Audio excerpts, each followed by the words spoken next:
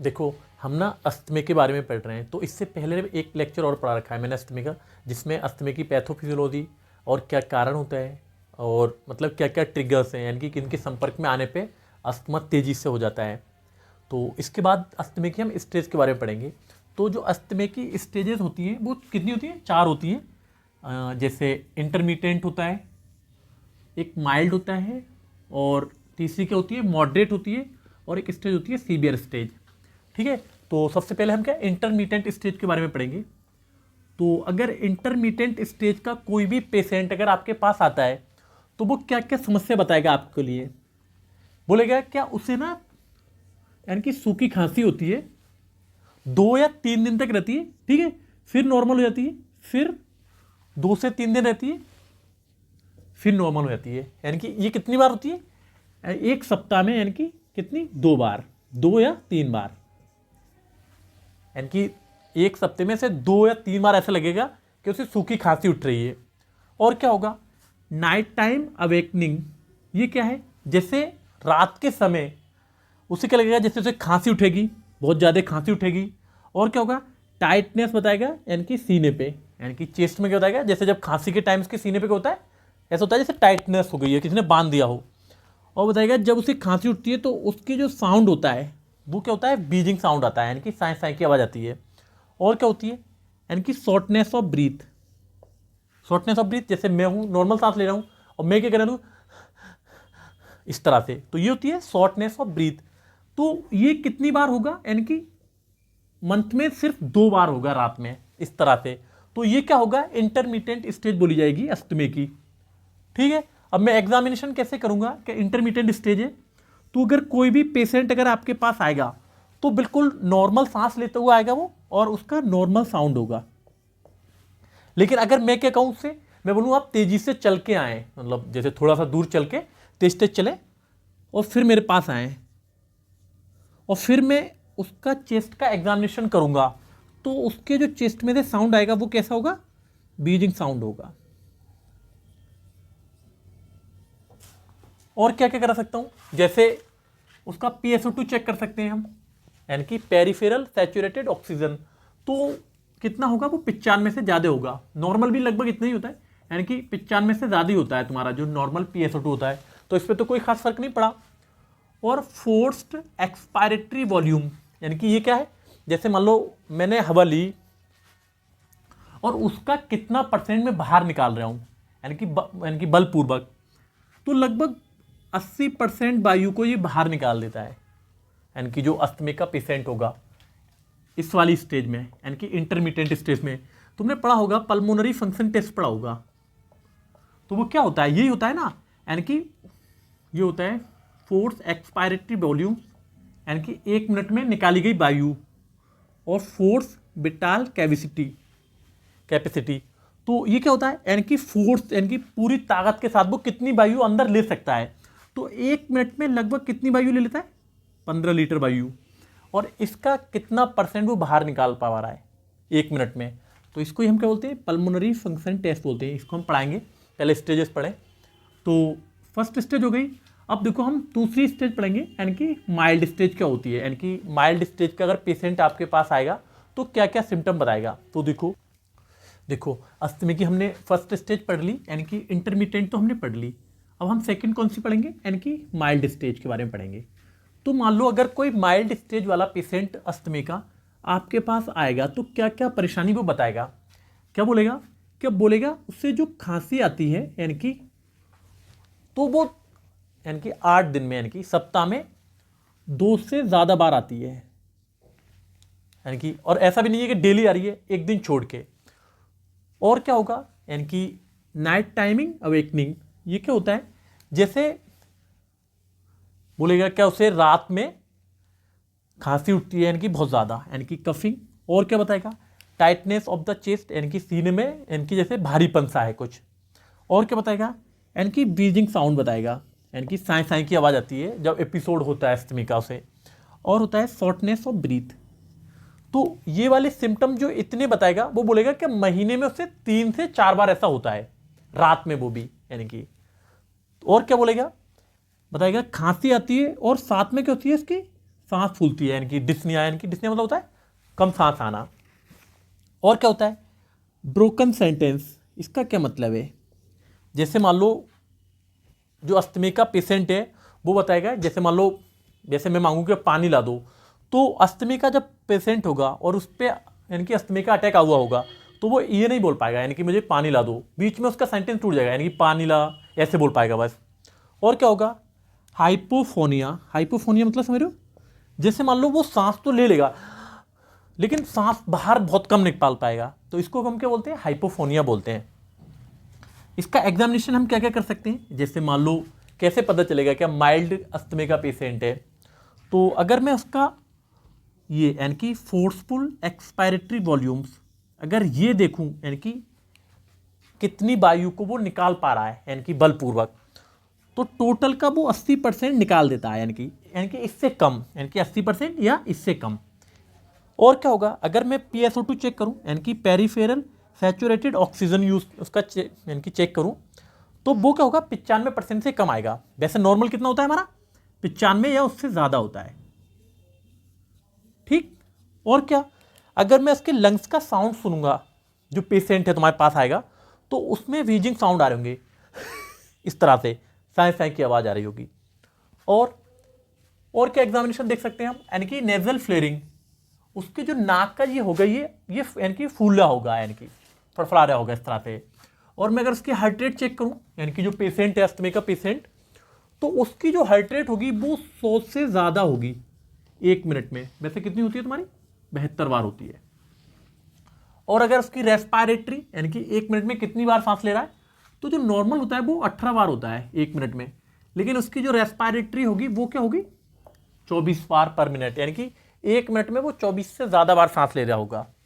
तो ये तो एग्जामिनेशन हो गया, मैं देख लिया। इन्वेस्टिगेशन भी मैं करा सकता हूँ पेशेंट का, यानी कि जो पेशेंट है अस्थमा का, तो एक्सरे करा सकते हैं आप उस पेशेंट का। अब एक्सरे में कराऊंगा तो तुमने देखा होगा जो एक्सरा होता है हमारा, वो लंग्स एक्सरे में कैसे दिखते हैं तुम्हारे ब्लैक दिखते हैं, और जो बोन होती है वो वाइट दिखती है। तो एक्सरे में जो होगा, और ये क्या है तुम्हारा, ये तुम्हारा हार्ट है, तो एक्सरे के अंदर कुछ एरिया तुम्हें इस तरह से हाइपर ल्यूसेंट दिखेगा, यानी कि बहुत ज्यादा काला। क्यों दिखेगा, क्योंकि फेफड़ों से वायु बाहर ही नहीं निकल रही, उसके अंदर रह रही है। तो मैंने देखो ये लिख रखा है, यानी कि हाइपर ल्यूसेंट लिख रखा है। और कार्डियक शैडो क्या होगी, कभी कभी क्या होगी घट जाएगी। जैसे ये मैंने कार्डियक शैडो बना रखी है, ये देखो ये क्या है कार्डियक शैडो है, तो ये क्या होगी इस तरह से, यानी कि ऐसे, यानी कि साइज में क्या होगा छोटा हो जाएगा। क्यों हो जाएगा, क्योंकि जो लंग्स में वायु है वो इसके ऊपर ही दबाव डालेगी। और लंग्स का देखो ये जो होता है, ये वाला एरिया क्या होता है नुकीला सा दिखता है इस तरह से ऐसे, ठीक है। तो ऐसा ना हो कि ये क्या होगा इस तरह से फ्लैट हो जाएगा, बिल्कुल इस तरह से ऐसे। और क्या होगा डिस्टेंस, यानी कि जो दूरी है दो रिफ्स के बीच की वो होगी कम हो जाएगी, किसकी वजह से वायु की वजह से, यानी कि जो दो रिफ्स के बीच का गैप है ये क्या होगा कम हो जाएगा, ऐसे हो जाएगा देखो इस तरह से, ठीक है। तो ये तुम्हारी सेकंड स्टेज हो गई यानी कि अस्थमा की। अब देखो तुम थर्ड स्टेज देखो, यानी कि मॉडरेट स्टेज, यानी कि इस वाले स्टेज का अगर कोई पेशेंट आपके पास आएगा तो क्या बताएगा वो। देखो यानी कि जो अस्थमा है, अस्थमा की हमने 2 स्टेज पढ़ रखी है, यानी कि इंटरमीडिएट और माइल्ड। आज हम क्या पढ़ेंगे मॉडरेट स्टेज के बारे में पढ़ेंगे। अब तो देखो मॉडरेट स्टेज में अगर कोई पेशेंट आपके पास आता है तो वो क्या क्लिनिकल फीचर्स बताएगा, वो बोलेगा जो एपिसोड ऑफ कफ, यानी कि जो उसे खांसी है वो क्या है इसका डेली का रूटीन है, यानी कि डेली आती है। और नाइट टाइमिंग अवेकनिंग, यानी कि इसका क्या मतलब है, जैसे मान लो उसे खांसी, यानी कि रात के समय जो होगा उसे खांसी आती है, और सीना क्या होता है इसका जैसे बांध दिया हो किसी ने ऐसा लगता है, और साए साए की आवाज़ आती है, यानी कि ड्यूरिंग यानी कि अटैक। और शॉर्टनेस ऑफ ब्रीथ, यानी कि जो सांस है उसकी क्या होती है छोटी, जैसे मान लो मैं नॉर्मल सांस ले रहा हूँ और अगर मैं ऐसे करने लगूँ तो ये क्या हो गया शॉर्टनेस ऑफ ब्रीथ हो गई। तो ऐसे जो सिम्टम्स है उसे महीने में, यानी कि एक सप्ताह में 1 से ज़्यादा बार, यानी कि जैसे मान लो, लेकिन डेली नहीं आता, ये बोलेगा कि डेली नहीं होता, लेकिन यानी कि सप्ताह में 1 से ज़्यादा बार से ऐसा हो जाता है, यानी 2 बार भी हो सकता है 3 बार भी हो सकता है। और क्या होगा कफ यानी कि खांसी तो आएगी उसे, और साथ में क्या हो गया डिस्निया यानी कि उसके सांस फूलेगी बहुत ज़्यादा, और वो भी सीवियर कंडीशन में यानी कि ड्यूरिंग अटैक्स यानी कि अटैक के समय। और स्पीक इन वर्ड हाइपोफोनिया। अब देखो मैंने इससे पीछे जो बताया था यानी कि माइल्ड में क्या बताया था कि वो पूरा सेंटेंस नहीं बोल पाता, जैसे कि मुझे पानी ला दो, अगर वो ऐसे बोले तो बोल नहीं पाएगा, मुझे यानी कि पानी इतना ही निकल पाएगा। अगर इस वाली स्टेज में यानी कि जो मॉडरेट स्टेज है, अगर मैं इसमें उसका बोलूँ कि किसी एक शब्द को बोलूँ, जैसे मान लो पानी या मछली या बस इस तरह से, तो वो उसको भी नहीं बोल पाता, समझ रहे हो, यानी कि मॉडरेट स्टेज में। अगर मैं इसका एग्जामिनेशन करूँ तो क्या होगा, जो फोर्स एक्सपायरेटरी वॉल्यूम है वो लगभग उसका कितना आएगा, यानी कि इसका मतलब क्या है, यानी कि निकाली गई वायु की मात्रा यानी कि बलपूर्वक, तो वो लगभग 60 से 80% वायु को ही बाहर निकाल पाता है, यानी कि जितनी उसने वायु ली है उसका 60 से 80%। और पेरिफेरल सैचुरेटेड ऑक्सीजन यानी कि अगर मैं इसको नापूं तो कितना आएगा, ये 80% से कम आएगा, नॉर्मल मैंने बता रखा है यानी कि 95% होता है। और अगर उसके लंग्स के साउंड को सुने हम तो व्हीजिंग साउंड्स आते हैं, यानी कि साए साए की आवाज़ आती है। और पेरिफेरल साइनोसिस, पेरिफेरल मतलब जैसे उसके हाथ पैर के होंगे नीले दिखेंगे आपको। और क्या होगा, अगर उसका मैं हार्ट का एग्जामिनेशन करूं यानी कि हार्ट को देखूं तो हार्ट रेट उसकी क्या होगी, बहुत तेज चल रही होगी, यानी कि 100 से भी ज़्यादा बार, 1 मिनट में कितनी होगी, 100 से ज़्यादा बार। और अगर रेस्पायरेटरी रेट की बात करूं तो ये क्या होगी, ये भी बहुत ज़्यादा तेज होगी, नॉर्मल कितनी होती है तुम्हारी 18, यानी कि 1 मिनट में 18 बार सांस लेता है। और साथ में क्या होगा, पल्सर पैराडॉक्सिस शो करता है ये, यानी कि जो मॉडरेट का पेशेंट होगा।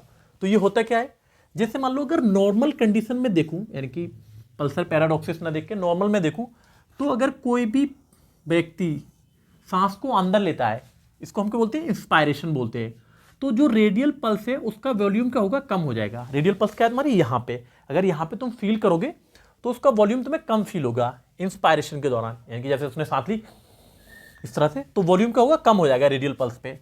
और एक्सपायरेशन के दौरान यानी कि जैसे सांस छोड़ रहा है वो इस तरह से, तो क्या होगा, जो रेडियल पल्स वॉल्यूम है यानी कि यहाँ पे जो रेडियल पल्स होती है वहाँ पे उससे ज़्यादा वॉल्यूम फील होगा।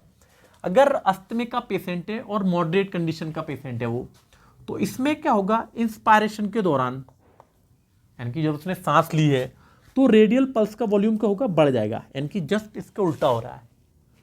और क्या होगा, एक्सपायरेशन के दौरान क्या होगा, जो रेडियल पल्स वॉल्यूम है वो कभी कभी क्या होता है, गायब हो जाता है, जिससे है ही नहीं, इसमें वॉल्यूम ही नहीं है बिल्कुल। तो ये तुम्हारा क्या हुआ, अस्थमे की तीसरी स्टेज हो गई, यानी कि मॉडरेट। अब देखो लास्ट में हम क्या पढ़ेंगे, यानी कि सीवियर स्टेज अस्थमे की। देखो अस्थमे की अब लास्ट स्टेज रह गई है, यानी कि जो सीवियर स्टेज है। तो अगर सीवियर स्टेज का कोई भी पेशेंट आपके पास आएगा तो क्या क्या प्रॉब्लम बताएगा, वो बोलेगा यानी कि एपिसोड ऑफ कफ, यानी कि उससे जो खांसी है वो डेली आती है, जैसे वो उठा सुबह में और उससे शुरू हो गया। और नाइट टाइमिंग अब मेकनिंग, जो मैंने कई बार बता दिया, यानी कि तीनों स्टेज में बताया है, तो ये क्या होता है, वो डेली यानी कि जैसे ही रात हुई और उसे प्रॉब्लम शुरू हुई, यानी कि coughing, Beijing sounds, tightness of the chest वगैरह होने लगा। और जो उसका एफर्ट है ऑफ ब्रीथ, यानी कि जो सांस लेने का उसका जो मेहनत कर रहा था जो पेशेंट था, वो अब क्या होने लगा है, कम होने लगा है, यानी कि। और क्या होगा, और जो उसकी सांस लेने की वो है वो इरेगुलर होने लगी, यानी कि कभी ज़्यादा कभी कम। ठीक, तो अगर मैं इसका एग्जामिनेशन करूं, यानी कि जो लास्ट स्टेज का अस्थमे का पेशेंट अगर आपके पास आएगा, तो जो फोर्स एक्सपायरेटरी वॉल्यूम है वो कितना आएगा, यानी कि 60% से भी कम आएगा। जैसे मान लो वायु वो जितनी ले रहा है, मान लो उसने 100 इतनी ली, यानी कि मानने के तौर पे बता रहे हैं, वैसे तो 5 लीटर लेता है, तो इतनी ली, तो इसका कितना परसेंट बाहर निकाल पाएगा वो, 60% से भी कम, मान लो 50% ही बाहर निकाल पा रहा है, तो लंग्स के अंदर वायु इकट्ठी होने लगेगी। और जो PSO2 है, यानी कि पेरिफेरल सैचुरेटेड ऑक्सीजन, ये कितनी होगी, 60 से भी कम हो जाएगी।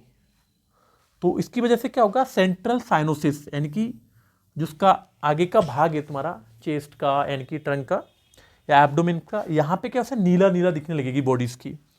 और हार्ट रेट क्या होगी, बहुत कम होने लगेगी, यानी कि 60 से भी कम हो जाएगी। वैसे कितनी होती है, 72 होती है नॉर्मल जो होती है हमारी। और जो रेस्पायरेटरी रेट है वो भी बहुत ज़्यादा कम हो जाएगी, कितनी, यानी कि 10 से भी कम हो जाएगी।